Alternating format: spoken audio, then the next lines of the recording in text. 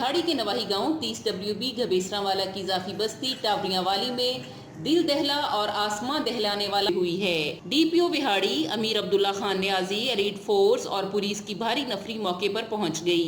मकतूलीन की लाशें DHQ अस्पताल मुंतकिल कर दी गई हैं, जबकि पुलिस ने मुलजिम को गिरफ्तार करके तफ्तीश का आगाज कर दिया है।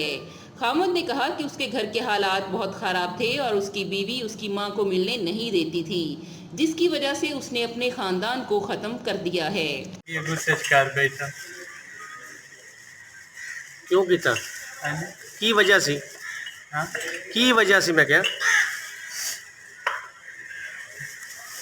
के गल से क्यों मारे मां बीवी की जुदाई आई हूँ ताई मिटा मिटा दे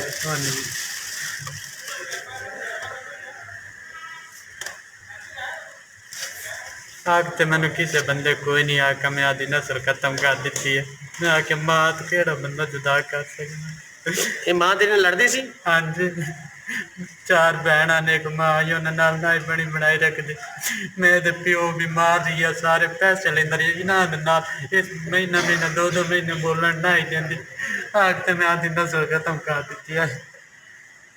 तेनों अपने मां बाप नूं मिलन देंदे सी? हाँ जी, तेनों अपने मां नूं नहीं मिलन देंदे सी? हाँ ते घर दे हालात किदां दे सी? हाँ जी, घर दे हालात बहुत तंग सी। रकबे 12.5 किले है।